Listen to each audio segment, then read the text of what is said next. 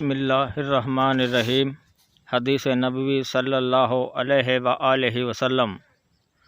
حضرت عمر بن ابسہ سلمہ رضی اللہ عنہ بیان کرتے ہیں کہ میں نے کہا، اے رسول اللہ،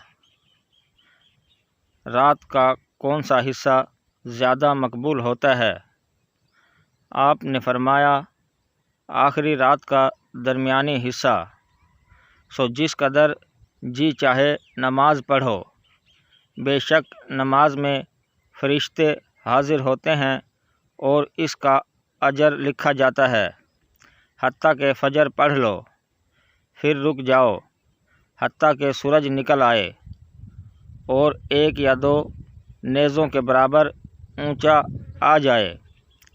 بے شک یہ شیطان کے دو سینگوں کے درمیان طلوع ہوتا ہے اور اس وقت کفار اس کی عبادت کرتے ہیں۔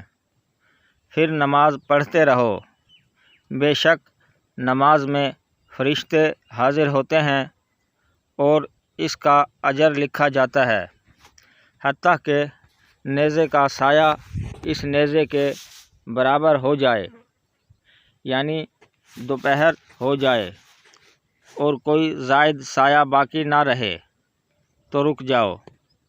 بے شک اس وقت جہنم بھڑکائی جاتی ہے اور اس کے دروازے کھول دیے جاتے ہیں۔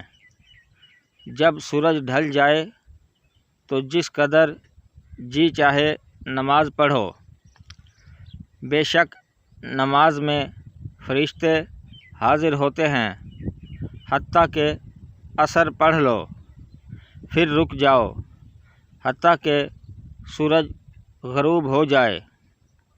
بے شک یہ شیطان کے دو سینگوں کے مابین غروب ہوتا ہے اور اس وقت کفار اس کی عبادت کرتے ہیں۔ اور لمبی حدیث بیان کی۔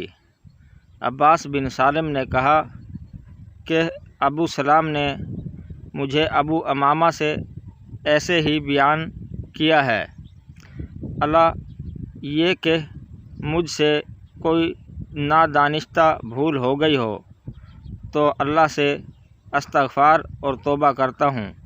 حدیث نمبر 1277، کتاب سنن ابو داؤد، درجہ صحیح۔ ناظرین کرام، مزید اسلامی ویڈیو دیکھنے کے لیے ہمارے چینل کو سبسکرائب کریں اور بیل آئیکن دبائیں، اور ویڈیو اچھی لگنے کی صورت میں لائک کریں۔ شکریہ۔